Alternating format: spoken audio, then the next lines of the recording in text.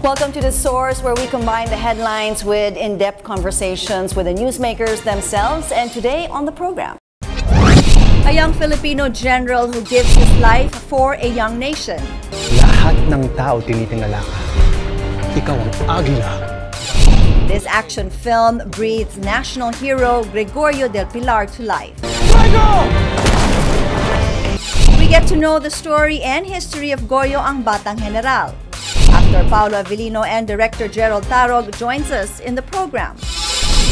And later, take your parties to the next level on a yacht with a mesmerizing view of Manila sunset.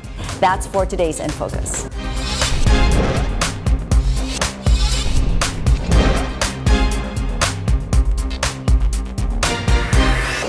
Thank you for joining us. Sitting in for Pinky Web, I'm Christine Jacob Sandejas.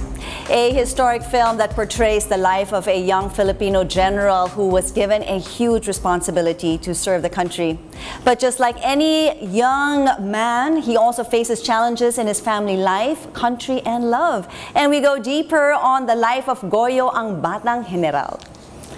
Let's go straight to the source of the story. Goyo lead stars Paulo Avelino. Hello, Paulo. Hello. Ikaw na ang ating Batang Heneral. Thank you so much for being with us. So how excited are you that finally lalabas na yung Goyo? I'm very excited because it took 3 years to actually prepare for this film and to shoot the film as well.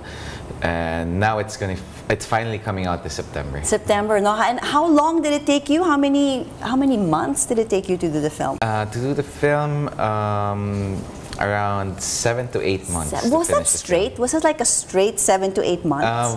No, because we had a lot of factors to consider, like the weather, the sets they were building, the locations. And you know, I just like to let everybody know, you mentioned something about the sets, and I've read some stuff about this this movie of yours, and it's like you guys created like a city. We actually did. It was, I think it was somewhere in Tarlac. They had to build like an actual Dagupan town. Okay. Then it was it was a really huge set. So were you excited? Because I understand that from General Luna, you played a short role, but quite an important one as well. And at that point, you already knew that you would portray or the next movie, which would be Goyo. You had to read like a lot of historical facts about Gregorio del Pilar. I actually did, and most of the stuff the stuff I read actually came from Jerrold.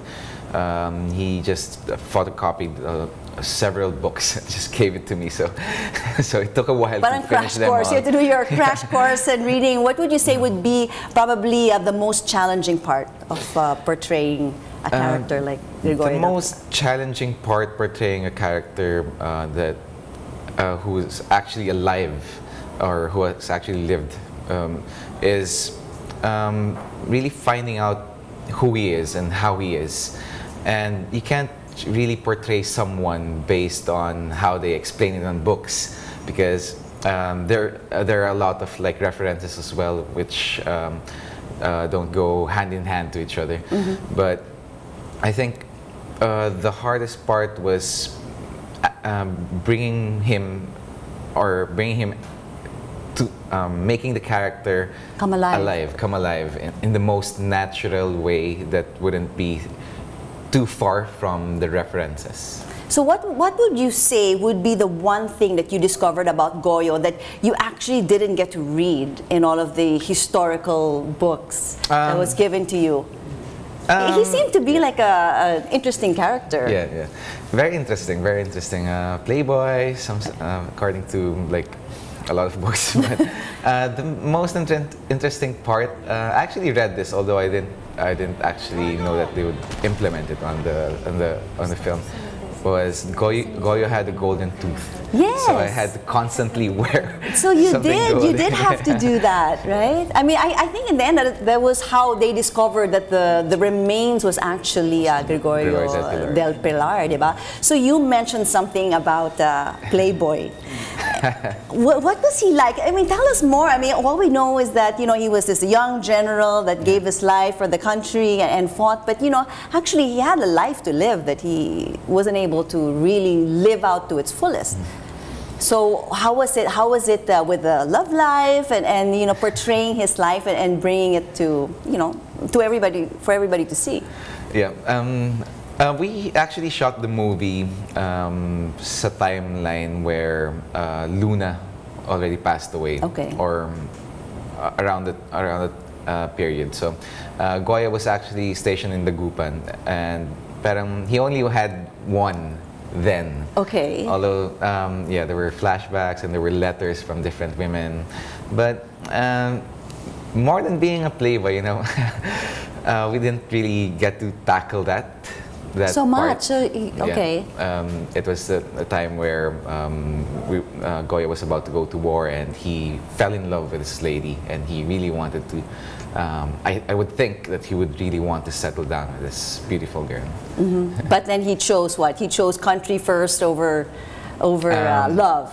He had no choice. Oh, he had no choice at that actually. time. But with this movie, you didn't have to audition for it, did you? Or I did oh, you audition for did? it. Yeah, Okay. I did audition for it. I think my audition piece was a love letter, one of Goyo's love letter, I think, to a lady, or the other way around. So I had to. And then you just had to read it. Did you have to prepare? Because we understand that for Larawan, and I asked you about this earlier, you were singing, and you were with Rachel, you know, and all of this. For this movie, did you also have to prepare in terms of, you know, martial arts or other things? I did have to prepare, although some of the military commands and stances were taught to us during Luna, although they refreshed us with it.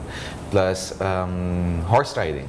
I had to train a lot. Actually, I think that I was overtrained for the scenes, because I was on the stage where I would let the horses jump and. And so prior to that, you've never ridden a horse before. I mean, that was like did, your but not first to this time. extent. How many hours? How many hours were you actually trying to master your stance on the horse? Was that like one of your ending scenes? Or? No, but Goyo was known to be exactly. a good like horse rider. He would do stunts with horses, and they actually featured a bit on the film. But it's nice to have that confidence when you're in the horse, and like it's just like a part of you. Siyempre, at that time, everybody talaga nakakabayo, diba? That was the one thing. So, another interesting fact about this Goyo and being like a biopic was, you know, prior to General Luna, really, coming out with movies like this was always a big gamble. So I want to find out, how were you, and of course we'll direct later on in the show, how were you guys able to make it relatable to the millennials and the people these days? Right. I think one thing that makes it relatable to the millennials is like being human. Being human, there's a lot of factors to consider. Like being human, you make mistakes too. And our heroes are really glorified in our like textbooks of the books we read in school, what we were taught with. But one thing that we never really get to research about or ask or see is that part where they make mistakes, and that part where where they get to be human. They are human, and they're not perfect, right? They're not perfect, and they make the mistakes. What would you say would be the one mistake that Goyo did, if you're allowed to share? I think basing it on what I've read and what we and the shoot from the shoot, one mistake that Goyo did was he was too overwhelmed by the power that was given to him, that he forgot to prepare for or to actually do his task or to prepare for what was actually going to happen. Okay, because he was also so young, He's very right? I young. mean, he was so young and given such a big task. Would you say, what would you say would be the similarities that you would have with Goyo? You're also so young and you're already given, you know, such big roles in life. What would you say would be your similarities with him? That's Lover definitely boy, not but- the flavor. Yeah, I was about to say, definitely not that. I think one similarity was, I think, being given such a huge responsibility so young as well, because there's really so much for me that came in my life too early. I wouldn't say that I would be able to handle so well, but like Goyo, gradually it grows into you, and like you learn to set your priorities and to focus on what you really need to do. You learn to adapt and you Adapt, learn to yeah. adjust to the situation Exactly. and make it work for you. Well, we will keep you here with me, and this is The Source on CNN Philippines. Still to come, why is there a need to tell the story of Goyo? Paulo Avelino and director Jerrold Tarog will join us after the break. Do stay with us.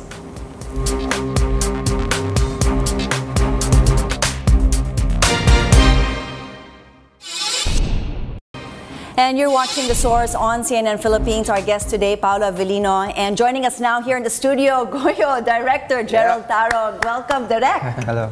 You're a busy guy. Yes. Huh? One big hit after another, and how do you do it? Hindi ko alam. You're still... I just keep doing it, you know. Okay, well, you know, as I said, you've created actually so many wonderful, world-class. I mean, you've really changed the whole, you know, system and cinematic effects of what we do when it comes to biopic. I mean, it was a big success, more than I think what you expected, what other people thought that would happen. So what makes Goyo naman special from your other films?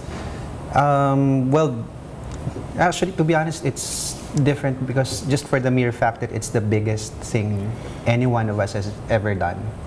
So parang lahat kami, it was a constant process of trying to catch up with the scale of the thing. Okay, Derek, you have to explain. I think you're being very modest when you say the biggest ever. I mean, I have heard that this is larger than life. I mean, tell us more about it in details and the scope and the people involved and location. You were saying that it was also hard for you guys to get to some of your sets. Yeah, yun dun sa Tarlac, so we had to recreate yung town center sa Dagupan. So we had to build yung mga facade ng churches, mga alcalde's house, etc. So lahat yun, as in full size siya na town. And then once we got to the part where we had to recreate the Tirad Pass battle, so doon yun sa Mount Balagbag, so that's like 2,000 feet above sea level, and we had to go up there every other day with around, siguro konti na yung mga 200 people, so probably more than that. And we had to transport that through, it was rainy season. Okay. Yeah, it was rainy season that time. So parang mga trucks 4x4 minsan naglalakad na lang yung mga tao. Ganun siya kahirap kasi. Ganon, no? And then, I mean, you can't just shoot a movie in maybe how many hours, you know, Yeah, you'd spend like what? Over a day, or how long would it actually take you before you'd have to bring those 200 people back down again and start again? Parang, Over a day, actually. Huh? Yeah. Oo. Kasi hindi naman kami, we're not allowed to shoot there at night unless, well, wala naman kasi kami masyado mga eksena ng gabi sa mountain. So, we had to finish pag sundown. Pero the thing is, the weather was so unpredictable. So sometimes papasok yung fog and we had to wait for an entire day, tapos wala na kaming masushoot. Oh no. Ganun Next siya. level. Was this also one of like the biggest movies and sets you've ever done, Pao? Well, it is actually the biggest film I've done to date, and the biggest set, or the biggest sets I've been to as well. Not only because they recreated a set or a whole like town, but also the scope of our locations and the scenes and the soldiers, and it's really Yeah. Did you guys have a hard time switching and then going up and down and just the logistics of this whole movie? Sobra. As in, there were days when I'd go up the mountain and parang I'm trying to convince Did you myself ask why? that this is not madness, that we're just really doing this to tell a story. Pero minsan kasi talagang you see all those people up there all muddied and So tell us about the story, Direk. Why this fascination with history? Why did you feel the need to go this big and to tell the story? And it parang ano lang siya, parang consequence lang siya ng choosing the timeline for Goyo's story. Kasi right from the start, we already knew that it was going to be Antonio Luna, Gregorio del Pilar, and then Manuel Quezon. From the beginning, yun talaga ang balak ninyo. Yun talaga siya. Bakit sila? Bakit silang pinili mo? At ang daming-daming mga national hero naman that we have here in the Philippines. Kasi they're very conflicted na characters. Marami silang flaws. Okay, explain the flaws. Like Goyo. Ano yung mga flaws ni Goyo? Well, basing from Nick Joaquin's book, A Question of Heroes, he was too young to handle that responsibility. Yes. So, yun nga, tulad na sabi niya kanina, hindi prepared si Goyo. Pero hindi naman talaga flaw yun. Parang hindi naman niya kasalanan na ibinigay na sa kanya yung...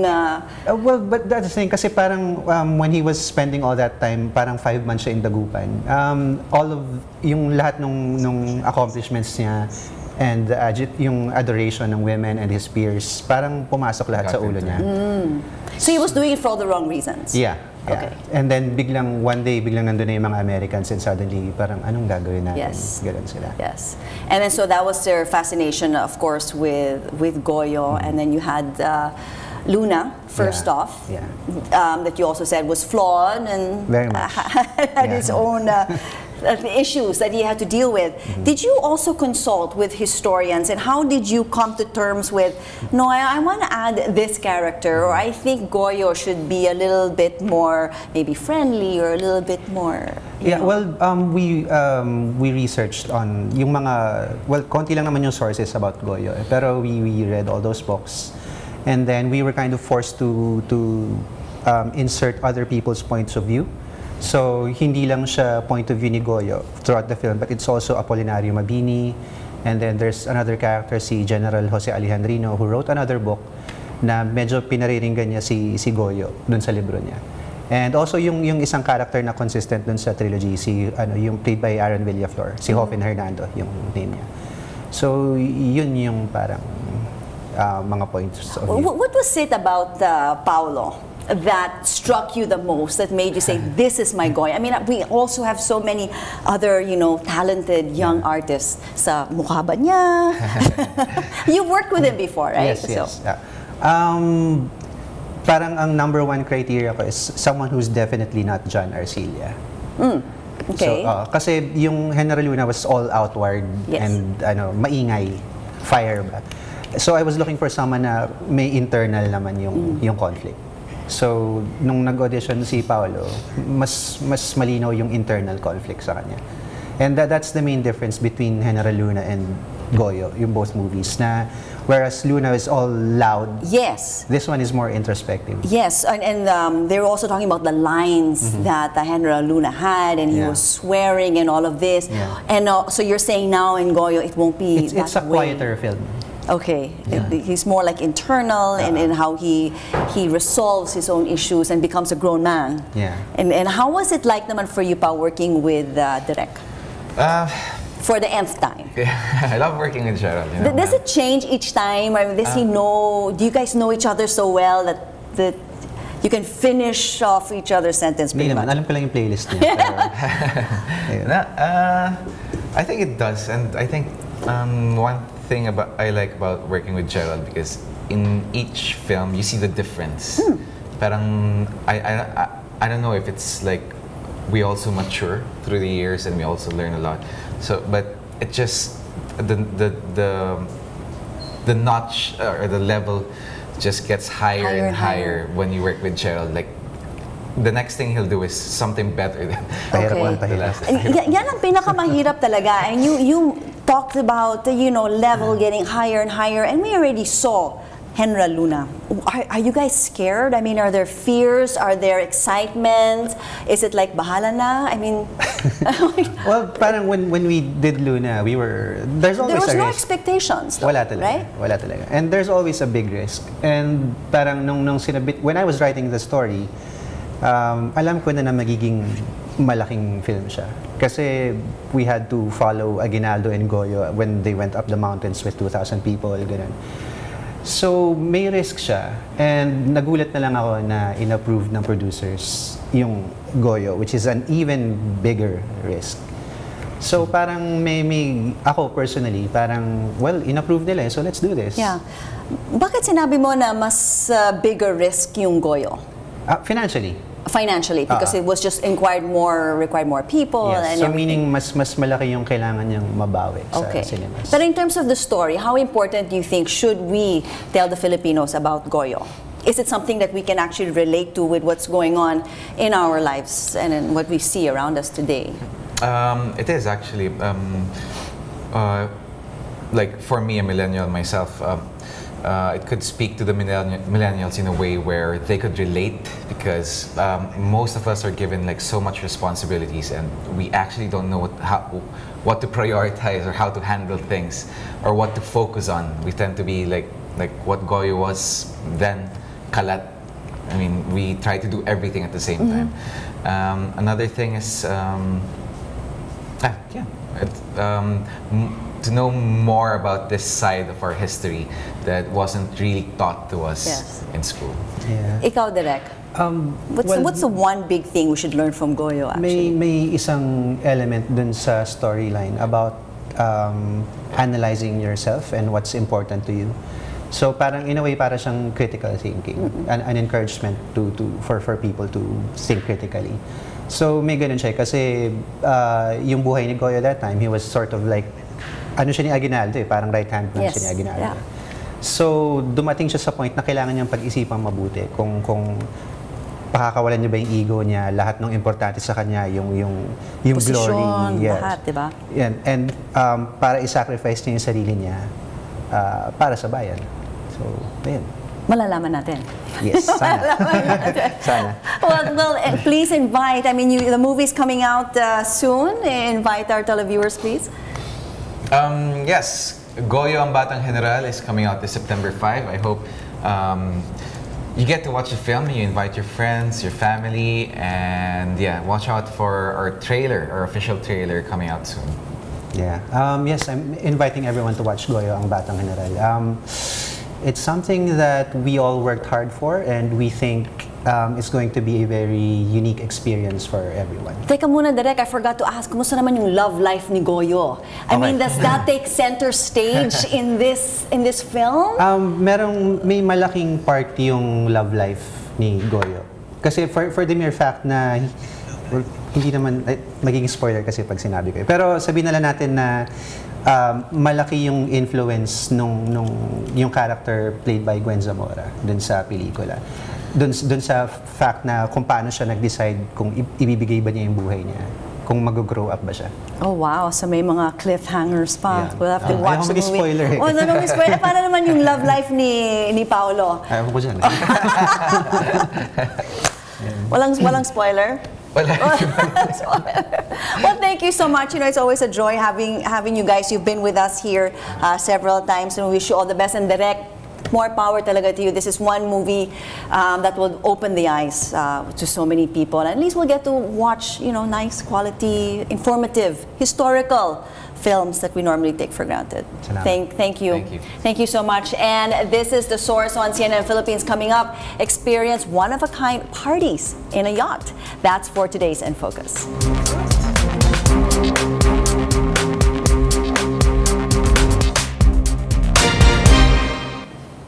And time now for today's In Focus here on The Source.